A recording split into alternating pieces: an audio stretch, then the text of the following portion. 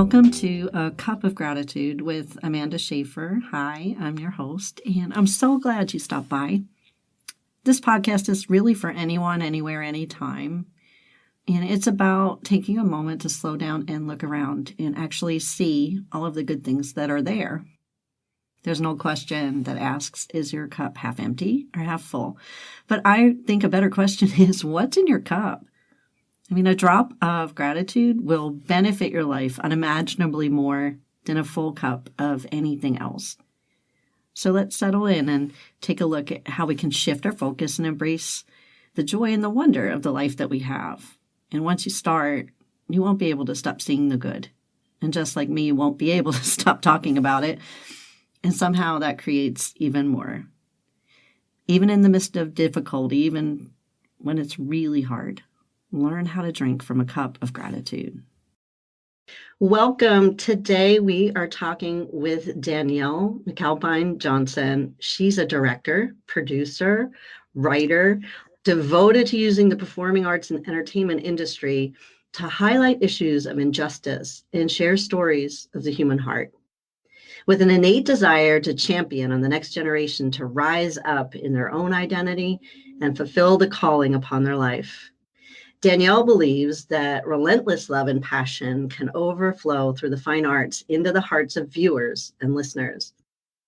Along with her husband, singer-songwriter Chico Johnson, Danielle runs CheekyMac Productions, and they've recently premiered Beyond the Fire, a 7-part documentary series following the unsung heroes of the Black Summer bushfire crisis as they recreate life from ashes.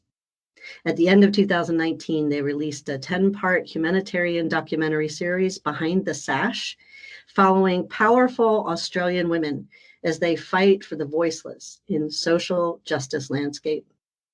Parents to 3 beautiful children, Jason, River, and Navaya, Chica and Danielle continue on the pursuit of truth and revelation through the arts. Wow, what a biography your life has already.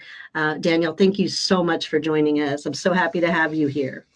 Thank you so much, Amanda. I'm just so honored to be spending time with you tonight, which is your morning. Yes, everyone. So we're about 10 hours apart. It's the same day, though.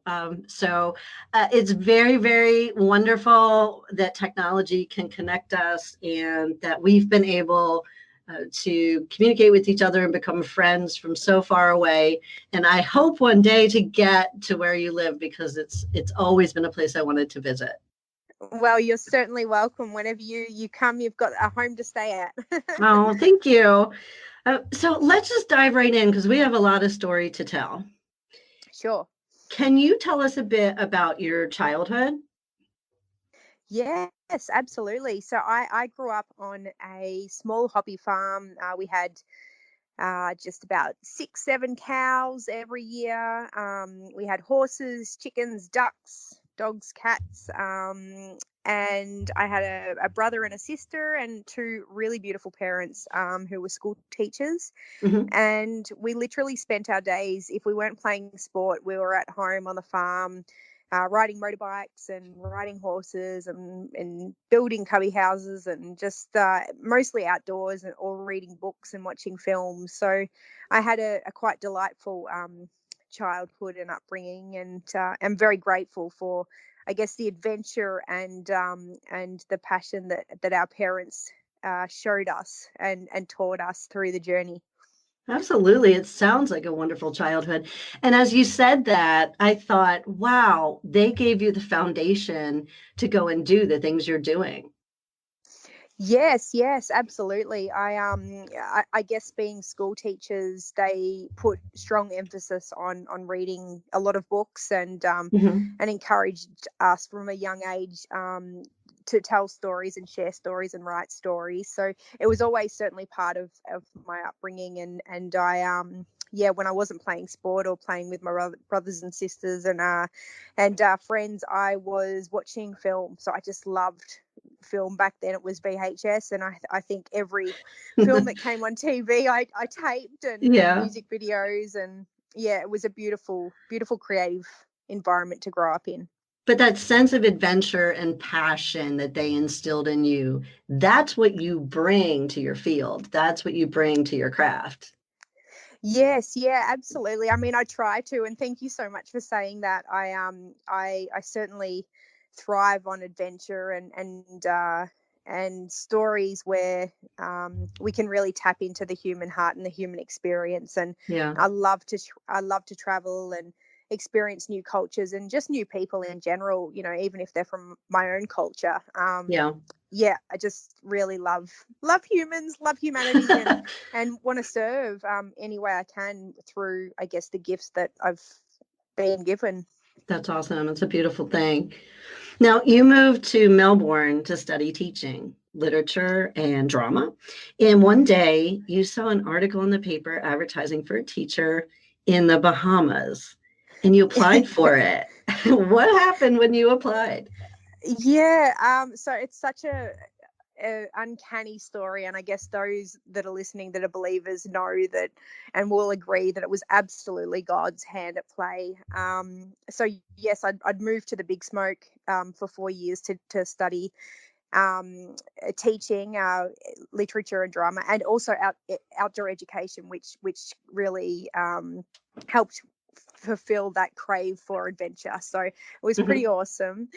And my mum called one day, and I was towards the end of my 4 years at university, and she said, I found this tiny little article in the local newspaper, and it reads, teacher needed on remote island in the Bahamas, please call. And so I called, and when I went in for the interview, the lady that was conducting the interview said, I remember you, I gave you a lift home from a one night waitressing gig when you were 16 years old. No way. Yeah. Yeah, and I remember the lift home, and she was talking about how she was going to the Bahamas to become a nanny. And Wow. I said, wow, I would just love to do something like that when I grow up. She Yeah. said, well, go get your college degree, and then the world is your oyster. And they were the words that she used. And fast forward 8 years later or 6 years later, and there I was sitting at her dining room table, and she said, look, the job's yours. And Wow. That's yeah, amazing. That is yeah, so it wonderful. And was. who doesn't want to go work in the Bahamas? I know. I think my mum, she regretted it at the beginning, because I'd never really traveled overseas. I think at that stage I only ever been to Thailand on a college trip to study scuba diving, and Right.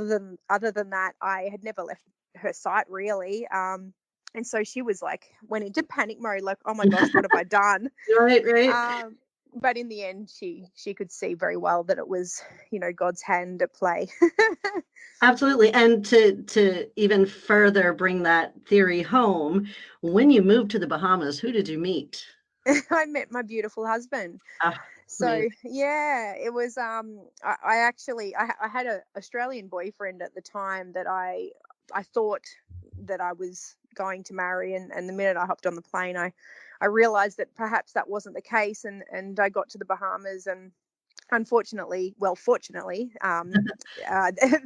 relationship fell through quite quickly, Mhm. and I think it was about 4 months later, I met this strapping young man on the island, and we've been together ever since.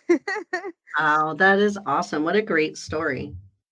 Yeah, no, it's been an epic journey. I mean, we were only 21 and 22 at that age, at that stage in our life, and that was 16 years ago. So it's yeah, God works in miraculous ways, and I'm so grateful that I responded to that tiny little article.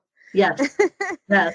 I mean, let's put a pin right there. How many times do we not respond to the tiny little thing that is truly the next step to the big thing?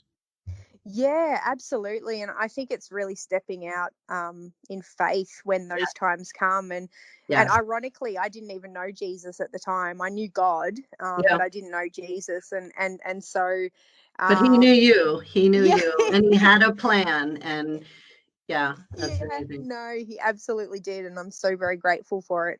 Yeah, I think back at all the times that I didn't know Jesus and all of the wonderful things God did anyway, all the ways that Jesus was there in my life anyway. I wasn't paying any attention to him. I had really no thoughts of his existence at all. And yet when I look back now through the lens of my faith and having the relationship, I am able to see the thread of his presence, even through my biggest rebellions. So beautiful. Yes, Yeah. absolutely. Yeah. He doesn't leave our side just because we don't acknowledge him. And for all the people who don't know him, he is right there with them as well. Amen. Yeah. It's powerful. Yeah. Yeah, it gives me goosebumps every time I think about it, because it's just his kindness is what ended up leading me to repentance, his love and his steadfastness. Yeah, oh, absolutely. Likewise, I don't think I would be where I am today. I don't even know if I would be alive, to be honest, if I didn't know Jesus and have a Yep. pretty incredible encounter. Yeah, me either. And, Mm, look what he's doing with your life now. So you had told me that, speaking of that, you went through a time where you went from being quite pure to being what you had called a little bit wild. And you said that it manifested in dark ways and that you looked like you had it all together on the outside, but on the mm. inside, you were a mess.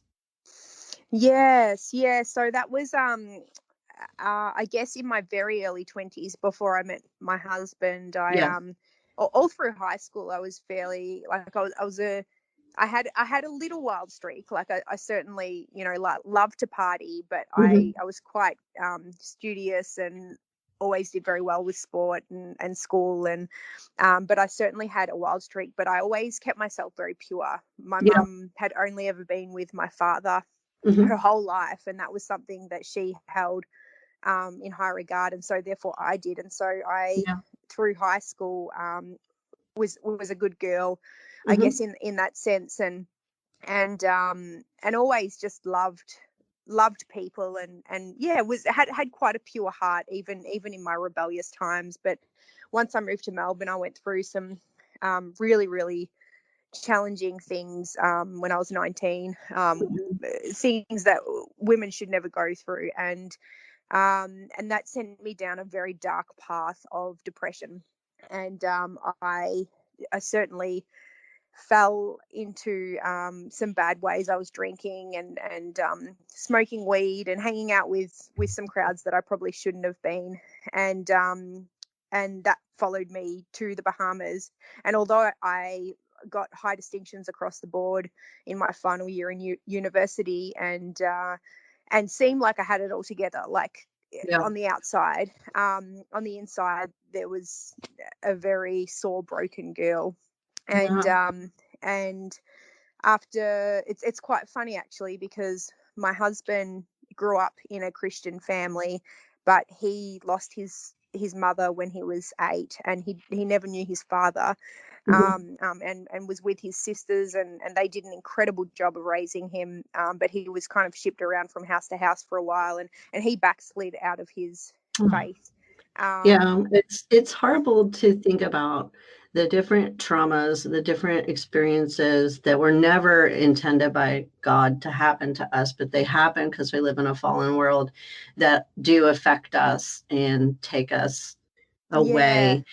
I've had them myself, but yet they're not too big ever for Jesus to traverse and to reach No. us. Yeah, Yeah, yeah, yeah, no, you're so spot on. And so it's quite funny, because even though he'd backslidden, he truly believed, even in everything yeah, he'd gone through, that Jesus was the only way to God, that he is yeah. the gatekeeper to God. And so we used to, when in our early relationship, I had grown up knowing God but not having a relationship with Jesus. Yeah. And so he would say, well, the only way to heaven is through Jesus. Like, only few make it through the narrow road. And I was like, well, that's just ridiculous. I'm a good person. I'm going to heaven. Hmm. Um, and we went back and forth for ages. And although he certainly wasn't walking what we would call a good Christian walk, so to Yeah. speak, he still was pushing me. And anyway, long story short, I had a girlfriend who was equally as wild as I was, and she went back to Australia, gave her life to Jesus, and came back and started probing me about this Jesus character. And she kept planting all these seeds, and I was like, you are crazy. Like, what has happened to you? You're absolutely lost your mind. And she said, no, he's real. His spirit is real, and he's renewed me. And like, she went from being completely wild to just this incredibly graceful, just at peace woman. She just had a peace that surpassed my human understanding. And yeah, I was you like, could okay, see it. You could see the difference, the transformation. yes, Yeah. I think yeah, oftentimes when you can see it, when you knew the person before, there's no doubting. I mean, people, they can see the difference in me. And if they don't credit it to Jesus, it's because they have their own issues and they don't want to see who he is. yeah, yeah. Well, it was yeah, quite uncanny. Even though I thought she was completely lost to her marbles, I I could see this real tangible shift in her life, and so I just got into such a dark place that the only way I could look was up. Like, I literally hit rock bottom, and I didn't want to be here anymore. And in that moment, she was there, and she prayed, and we prayed together, and I just felt the presence of God, and the Holy Spirit just came, and it was like an experience I can't explain. Wow. But it was a tangible presence, and I knew that something real was happening. Yeah. And I had experienced and see so many other religions and pathways and everything to divine peace, and nothing even comes close to what I know now is Jesus and the truth that is played out in my life. And I so want other people to experience it so they can feel the freedom that comes with that. And there's it's like so many things drop off you, like the weight of the world just drops, and there's just this sense of freedom. And some people would call it utopia, or other people, I don't know what people, the world would call it, but for me it is complete freedom. It is just this incredible deep-rooted peace that surpasses human understanding, and you just know he is so real.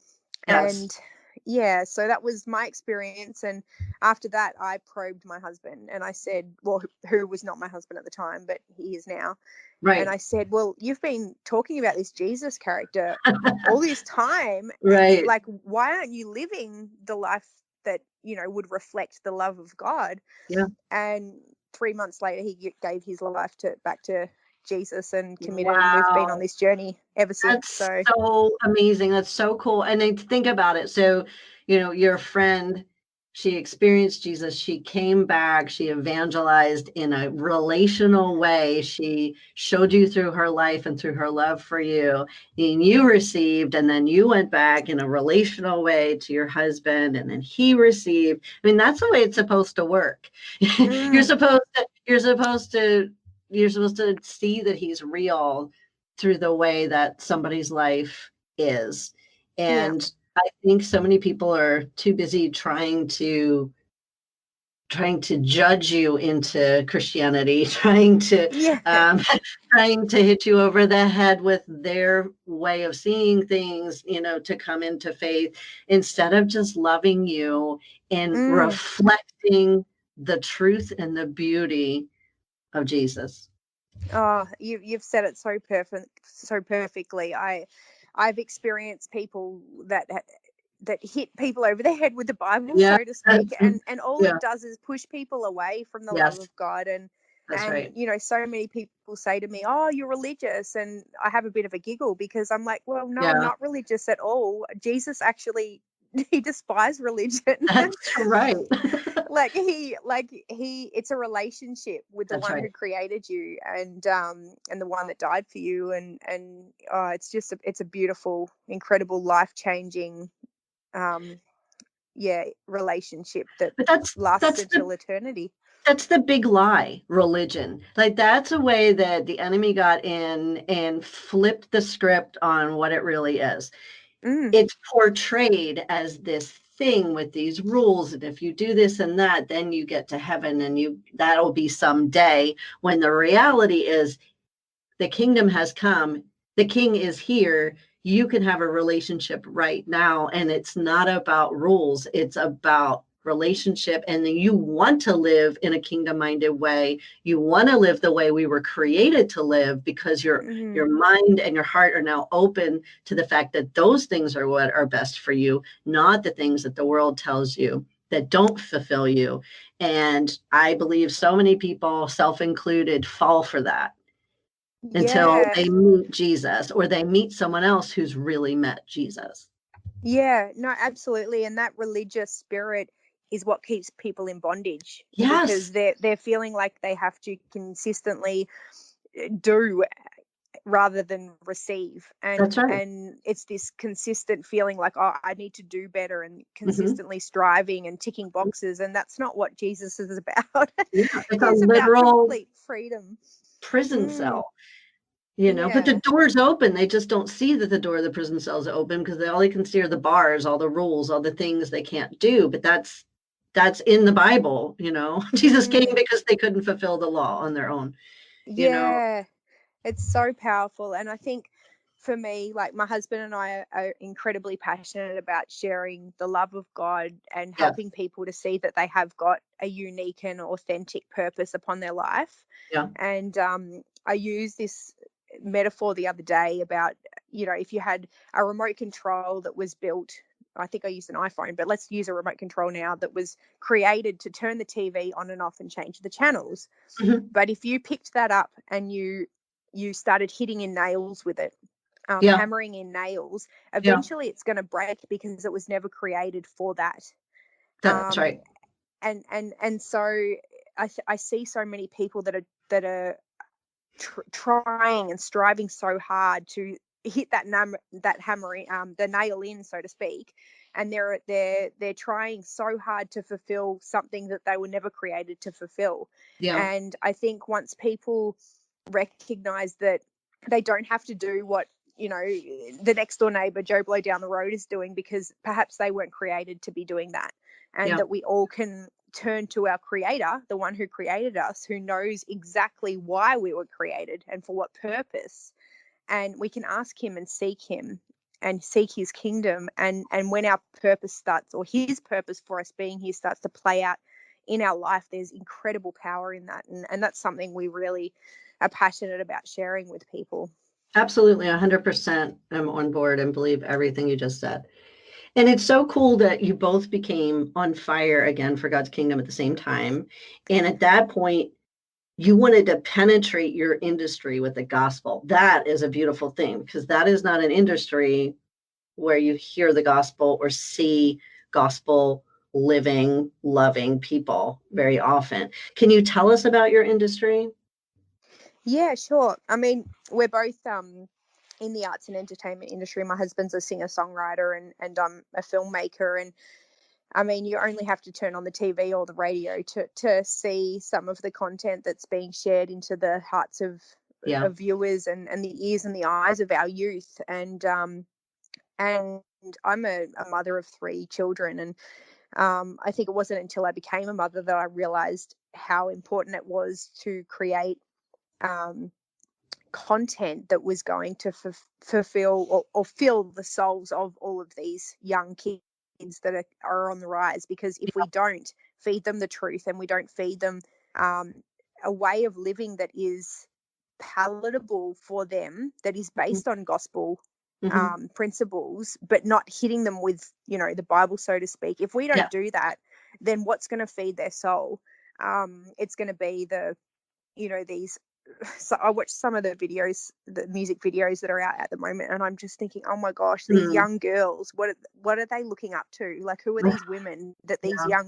young girls are looking up to? And so Yeah. we have to combat that, and it's a very challenging task, because we have to do it in a way that's quite undercover in Yes. order to compete in the Yeah. industry. Yeah. Sometimes I look at Christian media and Uh-huh. Christian film and Christian TV, and I just think, oh, it's just not on the level of the world.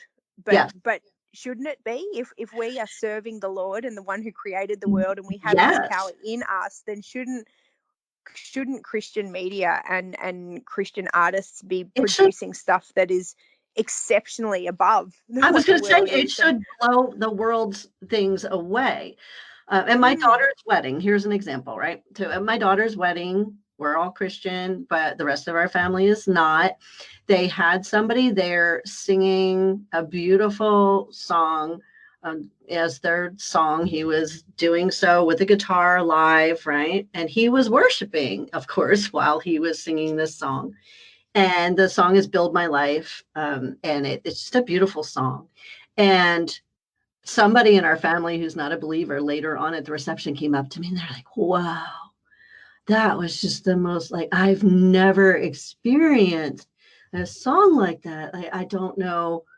They didn't recognize that it was necessarily Christian. They thought that maybe it was just a nice song. They just said, I couldn't understand how I was just connecting with it. It was amazing. He was so amazing. And I said, do you know what he was doing? You know why you were affected? They're like, what? Because he was worshiping God. That is worship to God you were experiencing. You're experiencing the feelings of being in the presence of someone worshiping God. And that's what you've never felt before. And they looked at me and I said, have a great night. And I went on and talked to some more people. But yeah, absolutely. They recognized it. Yeah, absolutely. And we've had the most incredible testimonies. I mean, we're working in a very secular arena on secular TV and in secular circles, but God has just opened up the most amazing doors for us to come in at quite a high level and deliver really powerful stories that have the presence of God, I guess, infiltrated in there with messages from him and from his word, without the audience really feeling like they're being bombarded with it. Like they know that something powerful is going on, but they don't know what it is. And we hope, and we have experienced many people say, oh my gosh, there's something about the work that you do that really resonates with me, or it really touches my heart, or it really has made me contemplate things. And it's through those conversations after that, after they've experienced it, that we can actually share, well, we believe it's the Spirit of God moving in our life and through our work, which ultimately, I mean, the title of your podcast is a cup of gratitude. I mean, that's what, if we've got an overflowing cup, that then it can overflow into the life of others. And that's why we consistently have to keep going back to the well and filling up with his love, so we can keep flushing that love over into the lives of others. And it's beautiful. And that's why I gave the example I did. People recognize his presence and they recognize something different, but they just don't know what it is because they've never experienced it before. And I love that you are just penetrating this industry with the goodness of God, and bringing his presence in and having these opportunities relationally to share with people. Now, you and your husband, I believe, I always like to ask about someone's spouse or their family, because I believe God puts us together on purpose, and that we just don't have our own calling, although we have separate callings, but that we have a calling as a team or as a family. So what are you and your husband like as a couple, as a team? For the most part, we're like, we fit like a hand in glove. He says his words are, we're like a hand in glove, and for the most part, it's incredible what God has done in us and through us, individually and together. Obviously, we have ups and downs like any other marriage, but for the most part, we just I think we complement each other in the sense that we understand what each other's industry involves and the creative space, but we also are quite different. And I think the balance in that between us is really beautiful, and it's a juggling act that we are still working through and still, I guess, trying to balance out. But for the most part, it just works. I mean, as you're saying it, I'm seeing it as a beautiful dance. Yeah, you know, it is. There are times where one makes the other one, or helps them to turn, or one might take the lead, and but it's always together, and that's a beautiful thing. Yeah, no, it is. And we've had seasons, like, I'm only talking really about this season at the moment, but the season before this was when I was having our babies, and he was the one that was pushing so hard, Yeah. that he nearly broke, and I was the one, I guess, resting in God and trusting in God for everything, because I was stay-at-home mom. I Yeah. was birthing these beautiful children. I was dreaming with my creator about what my future might look like. But in that is a lot of trust and a lot of rest. Yes. Um, and then only in the last probably 3 years we've flipped that around. So Yeah. now I'm the one running like a bull at a gate, and burning out at times, which is not Yeah. a good thing. And he's the one that's really the support at home. Yeah. And he's working on his album at the moment, so that's pretty full on. Every weekend he's working on that whilst I'm with the kids. But other than that, he's really just, it's hard because he has to trust in Yes. what God has told him is going to come to pass. Yeah. But it's beautiful. I could not do what I do without a supportive husband. Like, I just literally, I couldn't be a Yeah. mum and Yeah. do what I do. The industry is just too challenging to be Yeah. able to do both at the same time. Well, I love that God puts you together and that you're able to be there for each other in that way. It's a lovely picture of what you should be as you're walking out your calling as a husband and wife.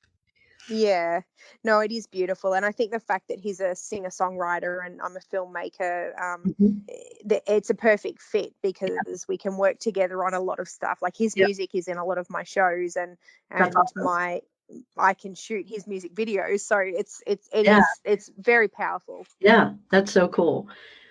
Now, you've spoken to me about something that I didn't really expect.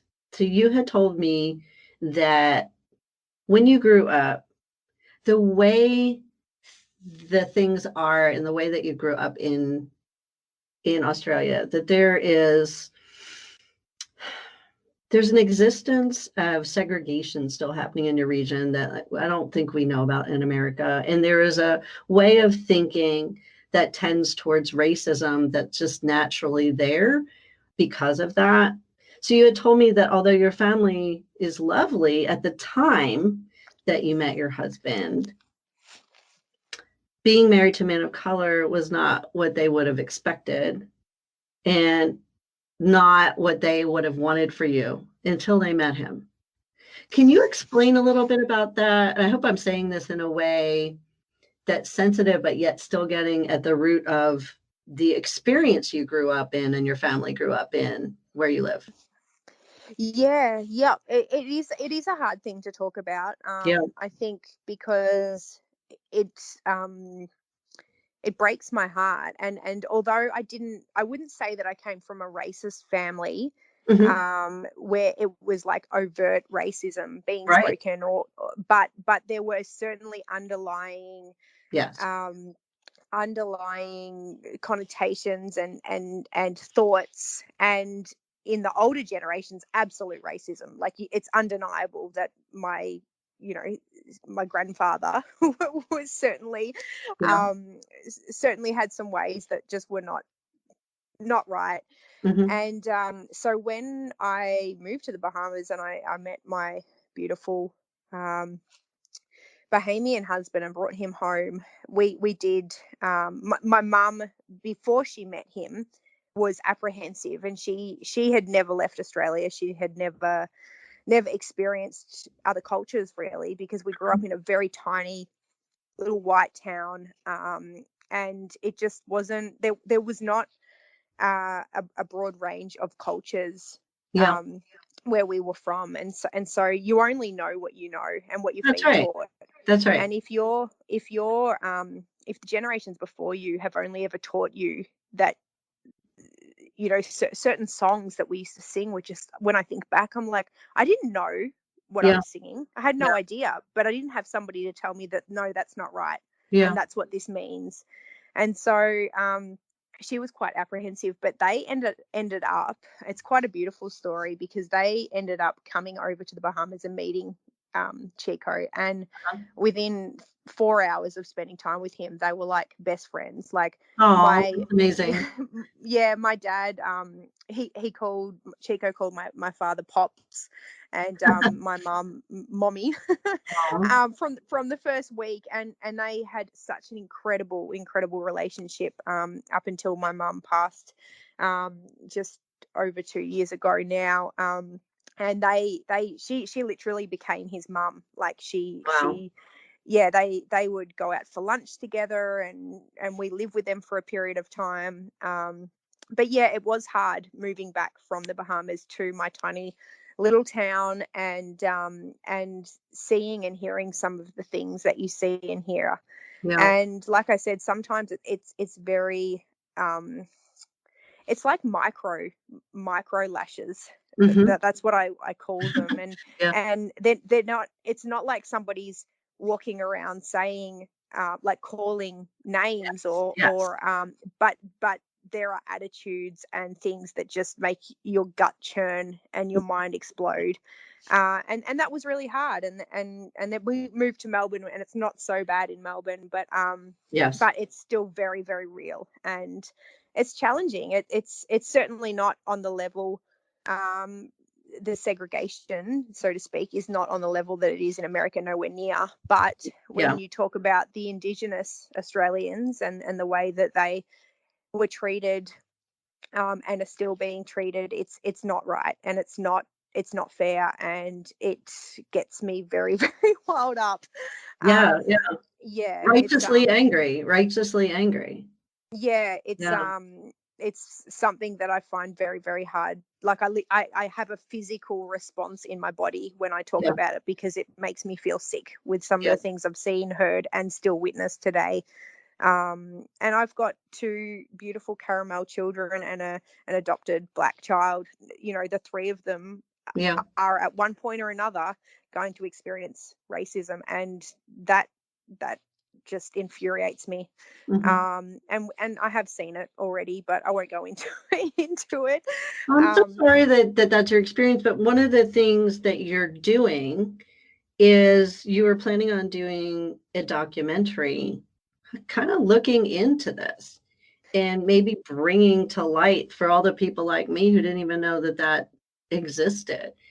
I mean, I know we've had some tumultuous times here in the States as well, but I don't think there's that same underlying thing that you were talking about. I feel like it's because it was such a small place and because it was from such a different time that these thought patterns continued generationally through families, and because it was not so direct, but it was more of just a in the background, running in the background like on a computer thing, but it's there, that maybe it isn't so easily recognizable. And I want to just thank you for thinking about doing that, because I think it's so important that people bring to light the things that are not just in this world. mm, So yeah, that, absolutely. so I think there's others of people who would respond like I did. Our first conversation, I was riled up too. I was like, wait, what? I was very upset. I was more upset that I didn't know. Yes, so we have been engaged to create a documentary about the innate racism that's happening in Kurnai schools down in Gippsland, which is a region where I grew up. Uh-huh. And yeah, it's this inherent racism that is still continuing today with our Indigenous youth, and our Indigenous people. and Yeah. and so it's going to be an insightful journey, and probably a heart-wrenching journey, Yeah. but hopefully an empowering journey. And I'm really excited to be working with these young Indigenous kids. We've Yeah. met them a couple of times already, and we just have a really strong connection with them, and they're incredible people, and they've got so much to offer, Yeah. Australia.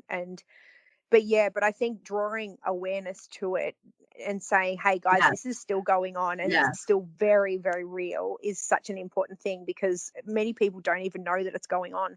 That's right. um, which is it's quite ignorant, and ignorance is certainly not bliss. Yeah. So really hoping that it can open some minds and some hearts to the truth of what's happening in our own backyard.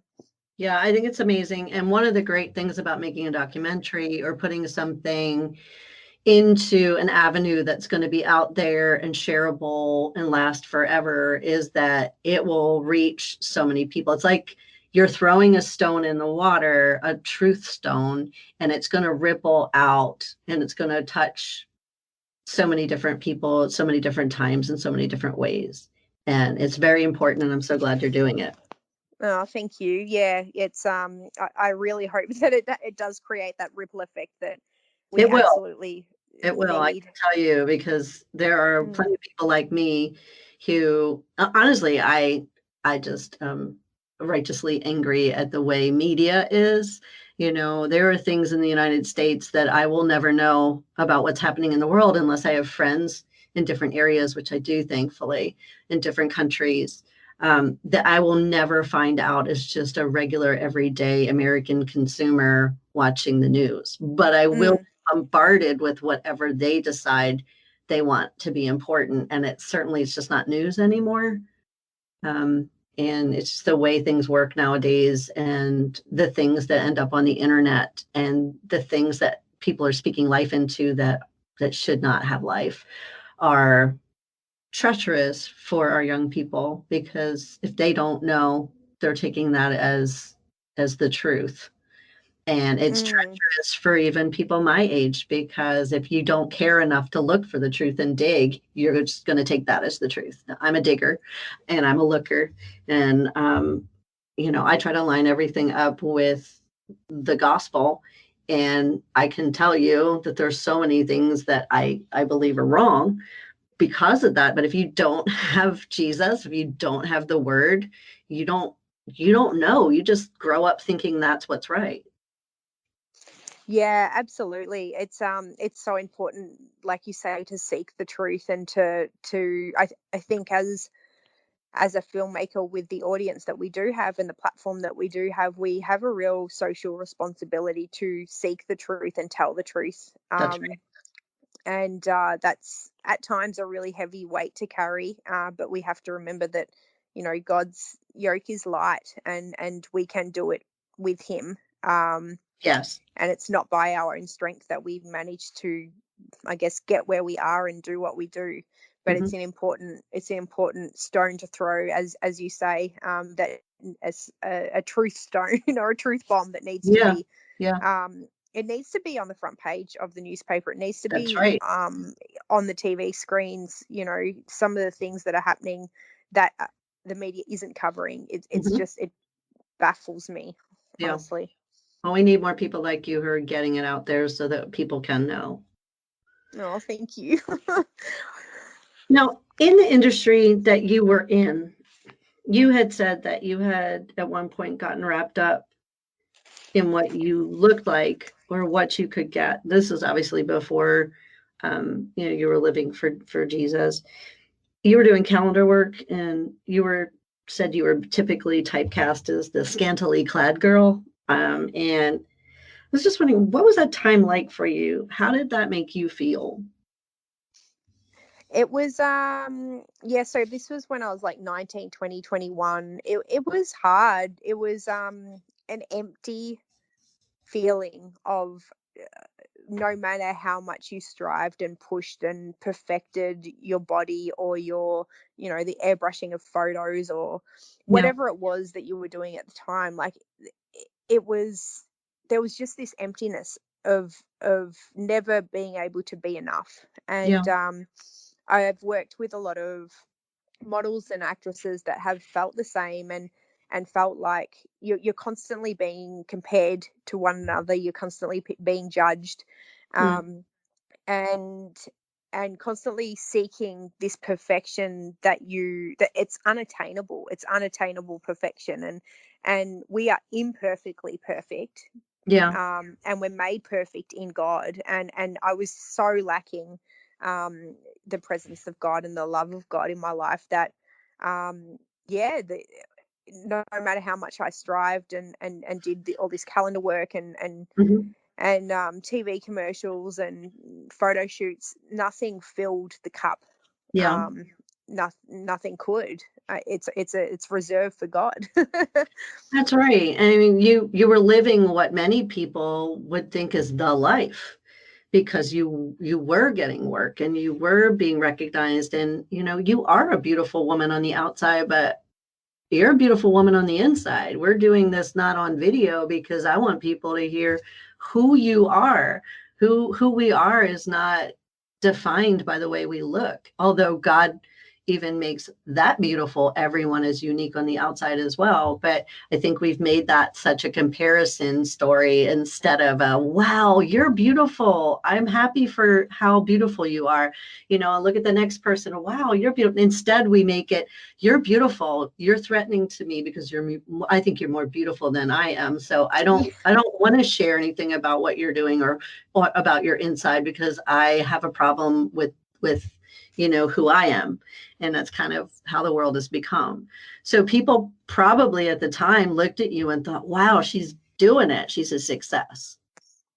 Yeah, I think, I mean, because I was surrounded with, everybody I was surrounded with was doing the same thing and in the same industry. So you're spot on. There was this competitiveness and this comparison. And I guess that's one of the reasons why we created our first documentary series, which was called Behind the Sash, because I had experienced the pageant world. I actually competed for Australasia and Oceania 2 years in a row in China on Wow. It was the largest pageant in the world for women, for married women.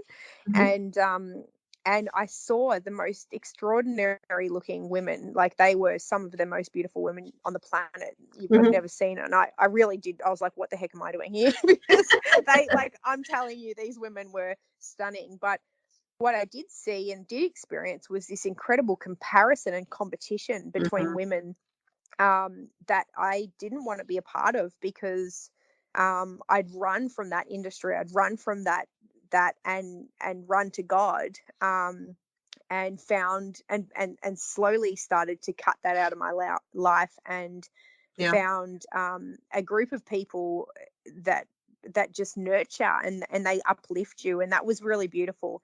So when I went to this pageant, it was certainly a God thing, and I wouldn't have gone if I didn't know that it was a God thing.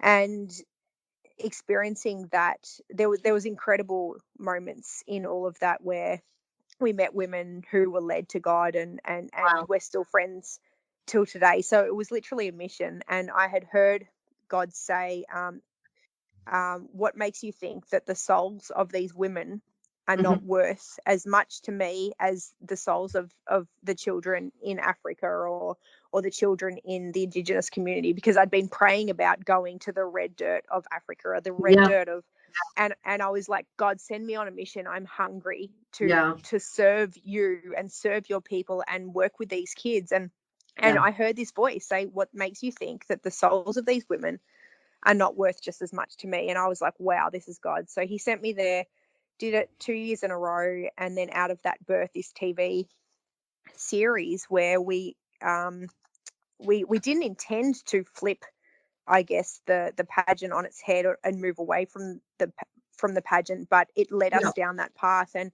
we ended up removing all stigma of comparison and competition, and we just elevated these 8 incredible women all together at the same time. There wasn't a winner, there wasn't a competition, but we celebrated these women who were fighting on the front line for social injustice, and it was such a powerful experience. And it sounds powerful. And I'm trying to get to watch the things that you have there, and when we get off the recording, or maybe you can give me something to put in the show notes that people who are in America can access some of the things. I was able to watch the wildfire series, but I was having trouble with Behind the Sash. So I would love to be able to watch that. And I think this is beautiful. This is exactly what we're talking about, how God can take these different places, these different times in our life, even the times that we didn't know him, and use them. And yes, I mean, how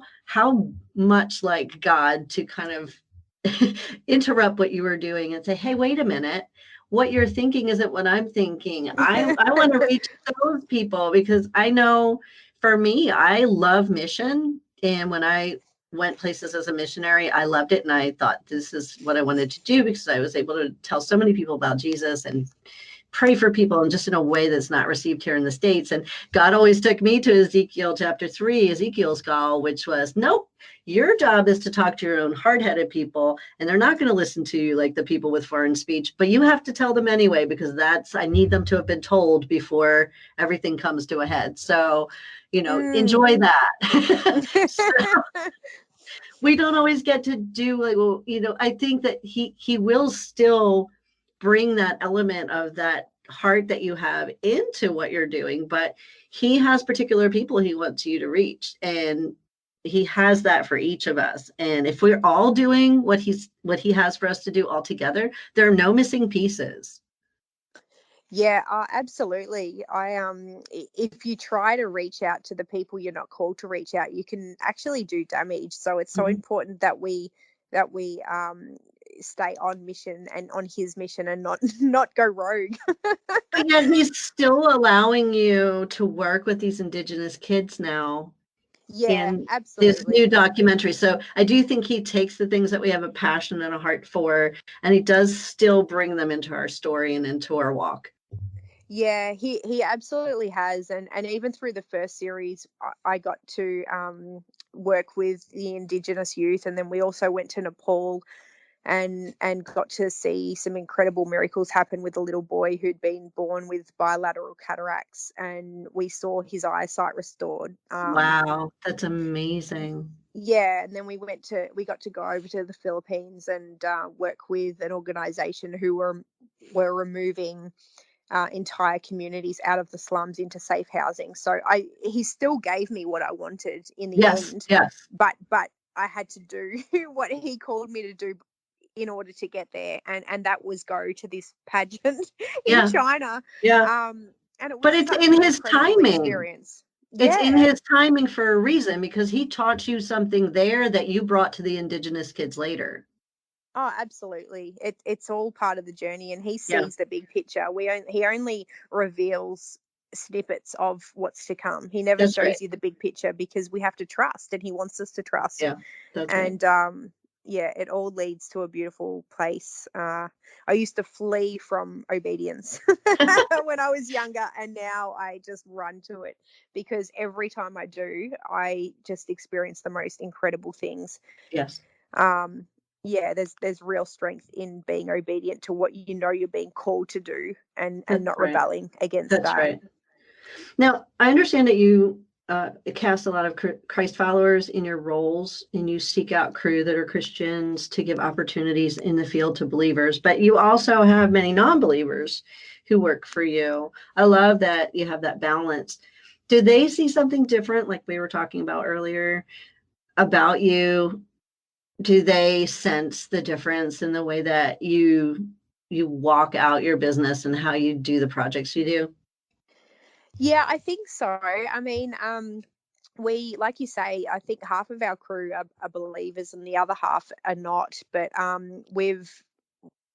those that are not, they are so open and so welcoming of our faith, and they ask questions here and there, and they even allow us to pray at times, like with, we can just be open with our faith in their presence without them feeling uncomfortable. And those that perhaps in the past weren't comfortable with it have dropped off, and that's okay. But those that are with us have been with us for a very long time. Like we've got team members that have been together for 13 with us for I think one guy 13 years, another guy about 10, another girl 6 years. Like from the beginning of our relationship, they're still with us today, and that's, I think, a testament to the love of God that they experience.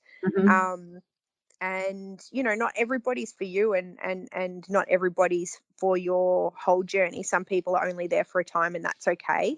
And I think it's important that we recognize those that are there for a season and that are there for the long haul.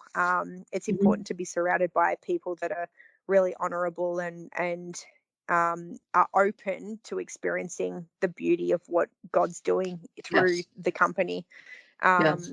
Yeah, and it's not for everyone, you know. It's there's some people who may not enjoy some of the things that we talk about, or the you know, and that's okay. But as long as we're authentic and true to who we are and who God's calling us to be, then we just got to keep moving. That's right. I mean, we're supposed to constantly be throwing seed, scattering seed everywhere we go, and we may have opportunities at times to water seed someone else has scattered, or we may, you know, have other opportunities to help people as they grow and mature fruit. We get to do it all, but our real job is just to keep scattering the seed. It doesn't mean it's all going to fall on good soil, and it doesn't mean it's all going to grow right now. Yeah, absolutely. We might be the one planting a seed, and somebody may come along in 10 years and water it. And I believe that happened in my life. I went to a Catholic college, and I had my best friend's mum. She was a prayer warrior, and she prayed for me my whole life. And I believe some of the prayers and even some of the prayers of my own mum, who wasn't a follower, but she still believed in God and still had grown up somewhat in a Christian church, that those seeds slowly started to reap a harvest later in life. And we never know who's going to respond to the seeds we plant or when they are, but we just have to stay faithful to what God's calling us to do in every season. That's right. It's a lot like throwing that stone and the ripples go out and you don't get to see where they all go, but you knew you threw the stone and you threw the seed out. And other people certainly prayed for me. And I believe that had a very large part to do with my finally realizing that I needed Jesus. And I'm thankful for those prayers. Amen. Now, I know you have a heart for women who have lost their identity, women who are broken, and your desire is to see them rise up in their divine identity. How do you think God is calling you to dig deep and do that? I think just sharing my own journey is probably the biggest part of it. I have a women's group called Sisters Keeper, and I kind of keep it on the down low because I feel like it's a bit of a landing pad for women to come in, refuel, and then fly. And at one point or another, if it's God's will, I'll probably go a little bit more public with it. But for the meantime, it's just this really beautiful safe haven where women can come and share stories of heartbreak and brokenness and be prayed over and hopefully healed.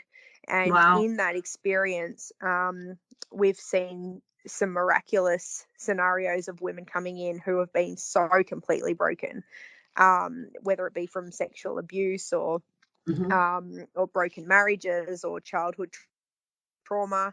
And we've just had these beautiful sessions, healing sessions and ministry where they've left feeling quite empowered, and some have stepped out into their own journey with God. Others are still with us, and some, I guess, they fall off. But we can only do what I guess God's calling us to do, and that's just share our own journeys and share the brokenness that we have felt in our past before Jesus and before knowing him to now the fullness of Christ that we walk out daily.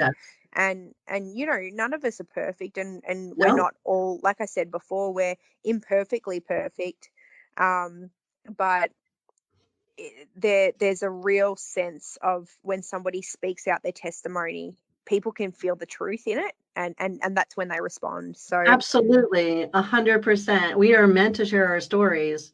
We're meant to share our broken places. We are meant, when we break off a piece of ourselves and we hand it to someone else, they're fed.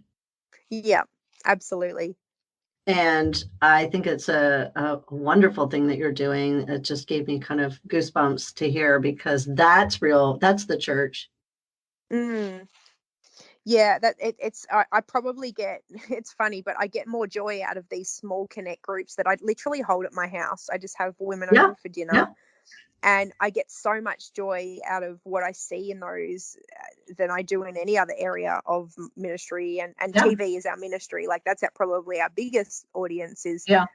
millions of viewers. And in that we can share the love of God. But sometimes it's these little nurturing nights where we just have these small groups of women come, and it's really powerful, and really God shows up every time and does it's extraordinary things. It's a beautiful thing. It's funny because I've had this idea birthing in me for a long time, and it's not the season yet because I'm still caring for my parents. So I'm not able to bring people into the house, but God's moved me into this house that has all of this outside space, all of this inside space. And few years back, he gave me this idea of just simple gatherings. You know, I was in all these women's events where there was worship and speakers and prayer and all this stuff. And he said, that's great, but I want you to bring people in, sit around the table, eat food, share, talk, and laugh together. But I also want a few people to be willing to be brave to share their story. And it's like popcorn. One person gets brave and then boop, boop, boop, boop, you know, and it's these small intimate gatherings. Just that's what Jesus did. Jesus did hang out all the time with large crowds of people. He hung out with a select group of people, and he spoke into their lives and let them absolutely know who he was. So I think that's beautiful. And I think he is raising up women all over the place to do these small intimate gatherings. Yeah, absolutely. I've got a girlfriend that does something very similar. She sits at her piano and she just sings. And are we talking about Nalini? Yeah, no, Yeah. you know Nalini. Yes, I've done a recording with Nalini. She's going to be next week. Oh my gosh. That's amazing. Because, that's right. We connected through Jasmine, who connected. And he knows both of you. So, wow. Yeah. I was just talking to her yesterday. That's amazing. Wow. That's incredible. That's just another sign.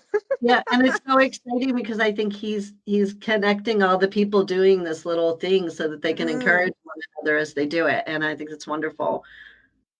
Yeah, it's absolutely empowering and divine timing. Yeah, absolutely. But I do believe that there's something about that Book of Acts type of getting together and everyone has what they need, you know. Yeah, absolutely. And it's only in those intimate conversations where that really deep level healing can take place. It's hard sometimes in big corporate churches or mega churches or large groups to really dig deep. And and we through the grace of God have been able to create a really safe space where women feel I guess safe enough and vulnerable enough to share openly, and that's only through us and some of the leaders in the group sharing vulnerably and being transparent about where we were and where we're at now. And there's, testimony is the greatest thing to cut through the darkness. It's God's testimony. It's there's always a test. And you hope that it's not just the money. You hope that there is a testimony. And there is, when you're walking with God, there's always a testimony. Yes. Well, it's why I'm doing this podcast, and it's why I've done anything I've ever done. And I think it's why we're all doing what we're doing.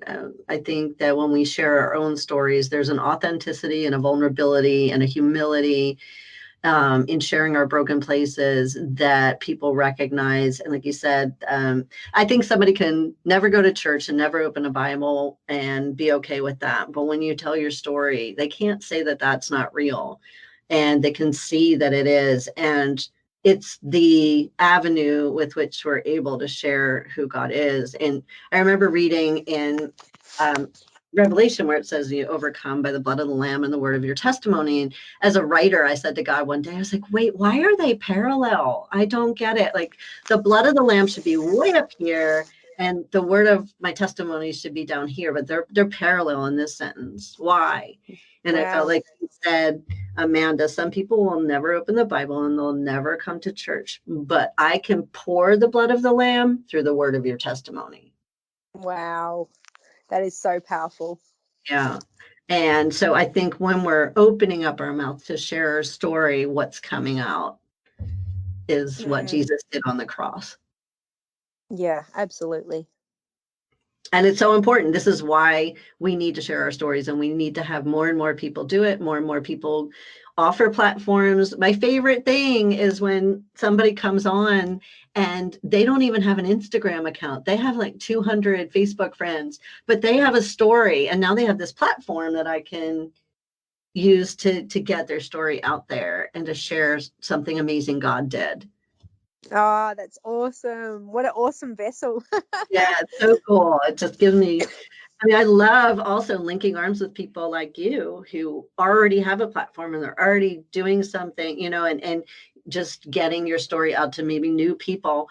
But in both ways, you know, I get to just carry along the bucket full of water that's spilling over that you guys have and share it to some more people. And it's a real honor. Oh, it's an honor to chat with you. And I hope that I can come stateside, Yes. sometime soon when these borders open up. Yes. Well, that's the other thing I wanted to talk about. Okay, so I wanted to originally ask you when we first talked, it's been a while because you guys have been on another lockdown in Australia. Now, originally I was going to say, how did the pandemic affect you and what you're doing? You had talked in our pre-recording call about being on a strict lockdown, but having the plans to start your series on the Australian wildfires and how God got you in just in time to do that.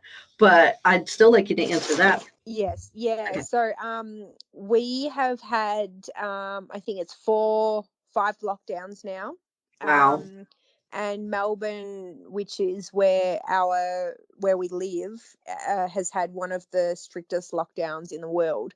So we were allowed to drive 5 kilometers from our house. Wow. We were allowed to leave the house for only an hour walk or exercise. Otherwise, unless you were going to buy groceries or go to a medical appointment or permitted work, you were not to leave your house. And so it was really intense for a lot of people, but God worked in such a miraculous way for us in 2020, where we had commenced the pre-production of Beyond the Fire when Australia was literally on fire. And we went and filmed some of it and then put together the pilot for this documentary series. And God just, he was unreal. He granted us the funds for it. He granted us the national platform, and he granted us permits to actually leave Melbourne and go and spend majority of 2020 down on the farm. Amazing. And so I was able to be with my dad, who at the time was heavily grieving the loss of my mum, and he was on the farm by himself. Oh my gosh. In lockdown. And so it was a really scary time because he's such a strong man, and you know, he's so resilient, but he lost his wife of 40 years and they were madly in love still. And so we were really worried about him. He was not doing well, but God just so had it that he just worked it out for us, and we were provided for in an industry that was completely dead. Like everyone in our industry, it was really challenging time, but God just came through and above and beyond provided for our family, for our entire team. They still say till today that series was such a massive part of their survival through the 8 months of lockdown. I think we were in lockdown on and off for 8 months, and in Melbourne, and it was just horrific. Yet we got to experience nature and be filming down in the countryside, and riding on my dad's farm, and it was unreal. God is just so faithful. Only God. That's amazing. And you know, to weave together all those different things into one action is an amazing thing. And I do believe that it's also a response to your obedience and sharing him. It's not that he wouldn't bless you anyway, but I think the more obedient we are into doing the hard things he calls us to, the more that he gives us new opportunities and then blesses us in the midst of them with unexpected joys like that. Absolutely. There's there's the scripture that says they will be known by their fruit. I Yes. do feel like we've had quite barren times in our journey, but I feel like we've had incredible, fruitful Yes. seasons of recent, and it's all glory to God. But I do feel like there was a long time where we were very faithful. We were incredibly faithful to the call upon our life, and we started to reap the harvest in a season where many were really struggling, and I was actually quite hesitant to share during that season the goodness of what was happening, because I was so burdened by what other people were going through. So I kind of kept it under wraps for a bit, because I didn't want Yes. to rub it in people's faces. But there did come a point where I just felt I had to share what God was doing, and how faithful he is. And so, yeah, we announced it, and yeah, we had a lot of people celebrating with us. It was quite beautiful. Yeah. Honestly, I get that. I had some times that were just so abundant during a time where a lot of people were losing their jobs or didn't have enough finances and things. And I understand that part of it. But I think when you share how good God is, it still gives people hope.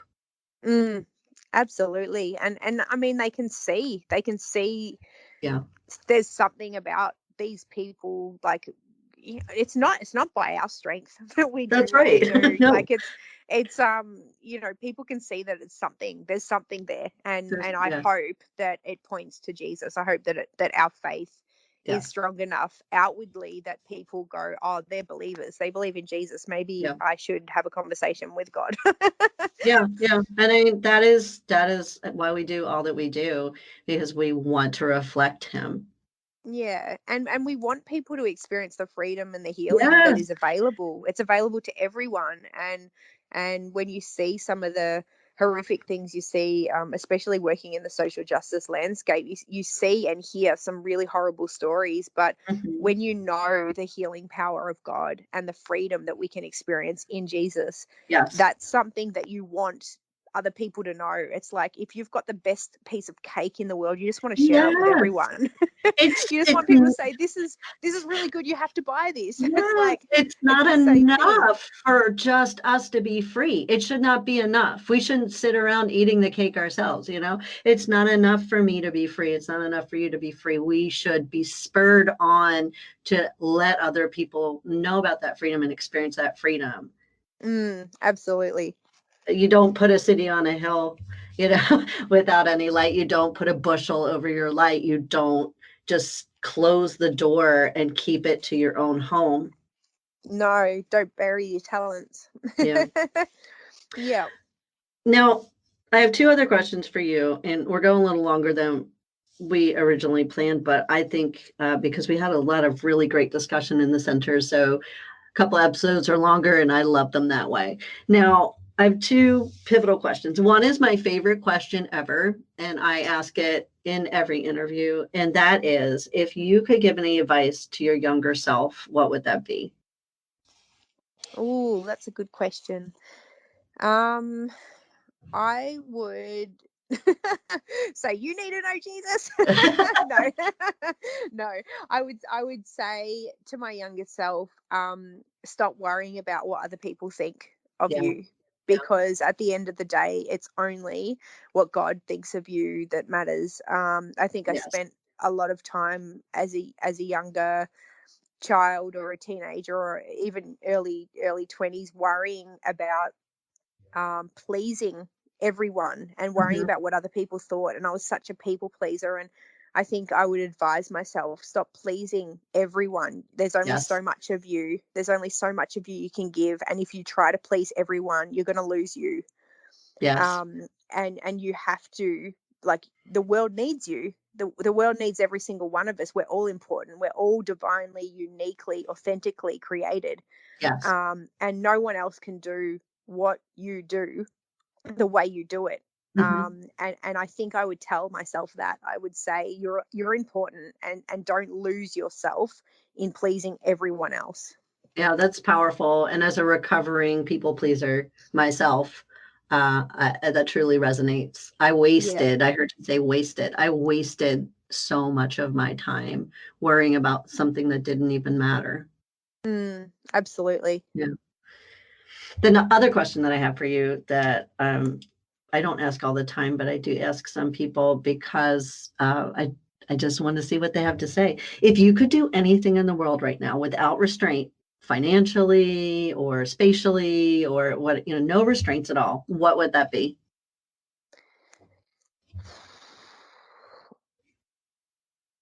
I would work out a way to provide for all of the children and women and men in the world that are starving and that have no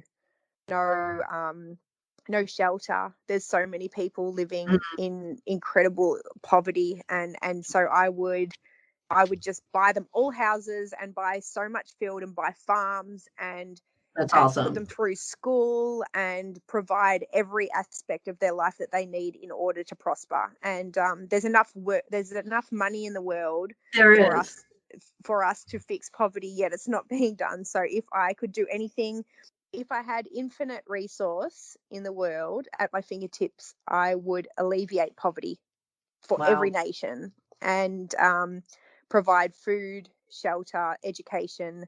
opportunity, schooling, facilities, whatever it was that nations needed in order to prosper. Because there's, when I look out to the world, the only difference between us and somebody who is living in poverty excelling is opportunity. So I That's would right. ensure that everyone was given incredible opportunity to prosper and to live their absolute best life.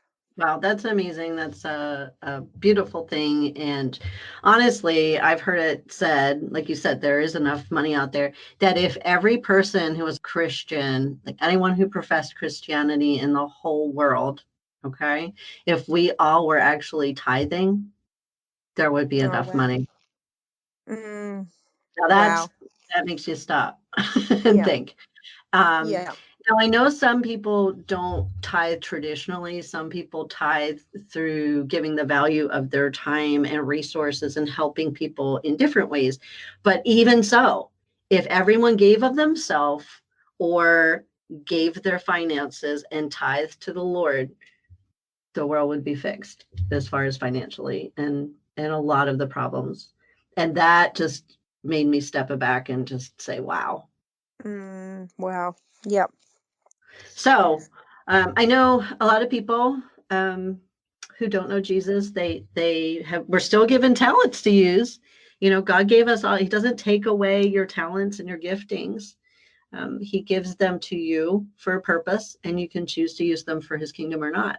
And a lot of people are just kind of hoarding the things and storing them up in their barns and their homes. And who was the rich man who made the new silo and filled it all up? And God said, well, you're a fool, because tomorrow you're dying. Yeah. It's not for us. So that's a beautiful thing. I just see your arms are already full and you're doling out and giving to others already.